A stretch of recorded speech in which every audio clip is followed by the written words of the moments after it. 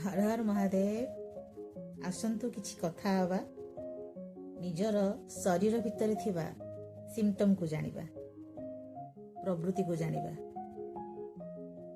देखंतु जेतेबेले हमर शरीर किछि खंडिया खाबरा हो जाय थाए बा शरीर कष्ट पाउ थाए, शारीरिक जंत्रणा हमको अधिक कष्ट दे थाए ना मानसिक जंत्रणा अधिक कष्ट दे थाए?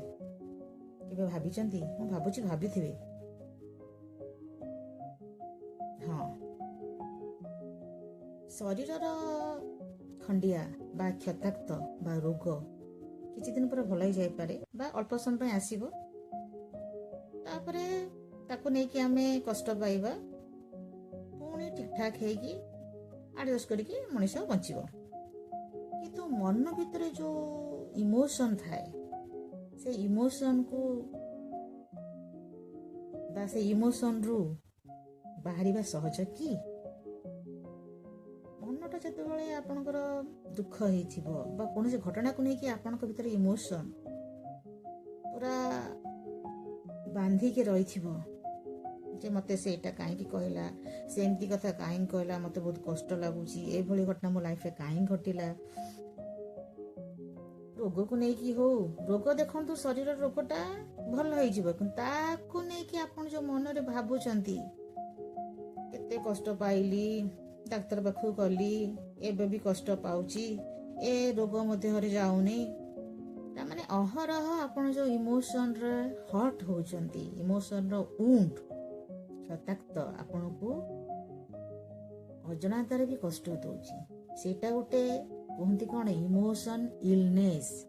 एटा भाबुची मैक्सिमम समस्त जीवन रे थिबो।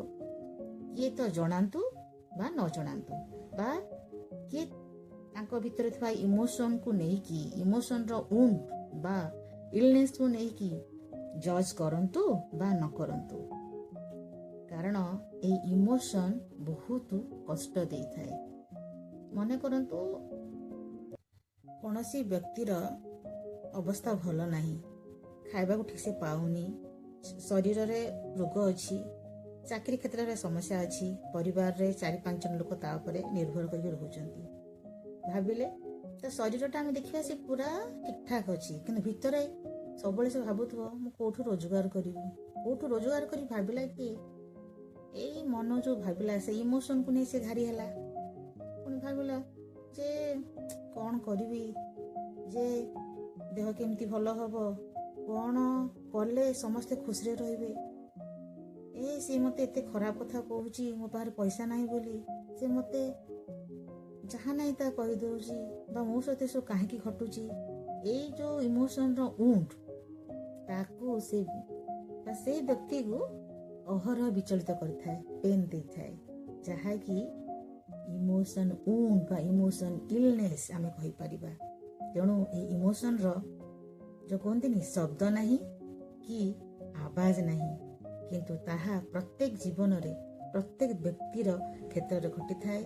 से इमोशन रु उठेबा सहजे, से इमोशन जो दुखर जो फेज दे व्यक्ति गति कला परे ताको भूली की सांगे सांगे बा ताको जमा मने पकेबनी भाबी की संकल्प नेई की भूली जीवार प्रयास करी की सेतरु से सहजे बाहरी पारे ना।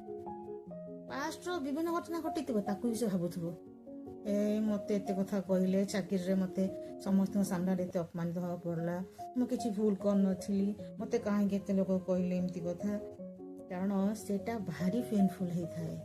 कि धर भविष्य कथा को नेकी भी भाबुथिबो से कोठी रहबी, कौन करिवि, बुढ़ा हेले मते मो पुओ झियो पचारिबि के नाही, ये भविष्य को नेकी इमोशन सेतरे भी से कष्ट पाउची। काहे कि ना इमोशन रो शब्द न थाए, ताहा क्षताक्त करि थाए जदि आपण कोनोसी कथा को डीपली भाबिबे बा सबको जाबुडी धरिबे। हर हर महादेव, जय जय शिव शंभू।